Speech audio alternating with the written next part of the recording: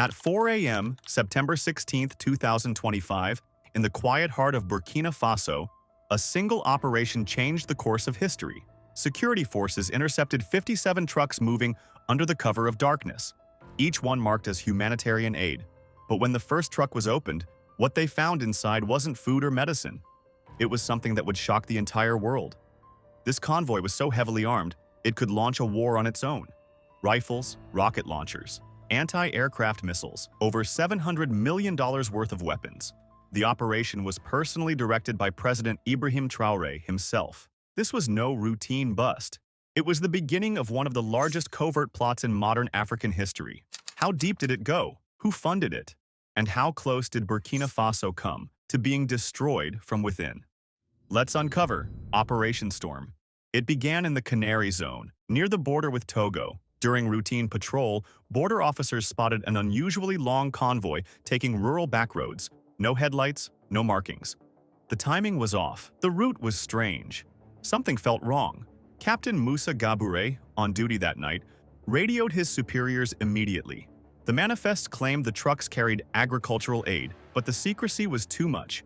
President Traoré was alerted, and within minutes, he gave a direct order: stop that convoy.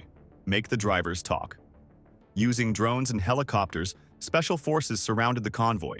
At precisely 4 a.m., the road ahead was blocked.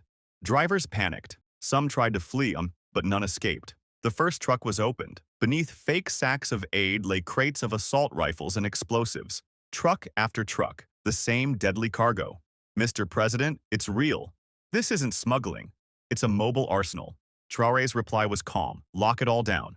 Not a single item escapes. Get answers. Interrogations began immediately. The first driver to break, Marc-Antoine Zongo, confessed through trembling lips. They told us we were hauling machine parts. We didn't know. But the truth was darker. Each truck had departed from a different location, traveling separate routes to avoid detection. All merged only before the border. A move far too strategic to be coincidence. Burkina Faso's intelligence recovered serial numbers. Some traced back to Libya, others to Yemen, and even brand new weapons straight from factories. Total value, over $700 million.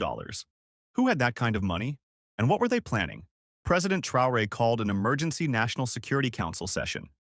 Laid out before the officials, a mountain of seized weaponry. 25,000 AK-47s, 10,000 M16s, 70,000 grenades, 2,500 rocket launchers, and 400 anti-aircraft missiles. Defense Minister General Sadu was stunned. With this firepower, he said, you could invade an entire country. The Interior Minister added grimly, if these weapons reached the wrong hands, Burkina Faso would already be in chaos. President Traoré stood up and said what no one wanted to admit. This is not random. It's part of a plan to destabilize our country, just like Libya, Syria, and Yemen. Days later, intelligence cracked the next lead. The weapons were bound for secret warehouses in Ouagadougou. Traoré ordered a full-scale raid. At dawn, Operation Storm began. 23 locations were hit simultaneously. Weapons were found in 17. Among those arrested, former ministers, retired generals, businessmen, and even foreign diplomats. One name shocked everyone: François Bongo, a powerful tycoon. Under pressure, he confessed, this wasn't just arms smuggling. Bongo revealed everything. Meetings had been held in Accra, orders came from Paris, and a green light from Washington. The plan was codenamed Operation Restore Democracy. Overthrow President Traoré and install a pro-Western puppet regime. Budget, $700 million. And those intercepted trucks? They were just phase one. Traoré ordered a televised press conference, one that would shake the world. Standing before mountains of confiscated weapons, President Traoré addressed the nation. My fellow Burkinabé, this was more than smuggling. It was a coordinated plan to destroy our country from within. Then came the bombshell, a live confession from François Bongo himself. They lied to us, he cried. They said we were bringing democracy, but we were about to destroy our own country. The world was stunned. Foreign governments demanded the release of their detained nationals. Among them, 3 French citizens, 2 British, 1 American, and 2 Israelis. All carried diplomatic passports. None were real diplomats. Western nations threatened sanctions. But Traoré didn't flinch. Having a diplomatic passport does not give you the right to commit crimes on our soil. Meanwhile, support poured in from the global south. Russia backed Traoré's actions. China offered security aid. Turkey called it a victory against terrorism. And Venezuela's President Maduro declared, "Brother Traoré is today's Simón Bolívar, a hero of the anti-imperialist struggle." Days later, in Independence Square, Traoré faced thousands of citizens. Beside him, piles of seized weapons.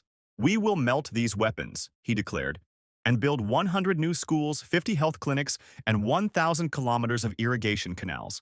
Before the cheering crowd, the first rifle was dropped into the fire.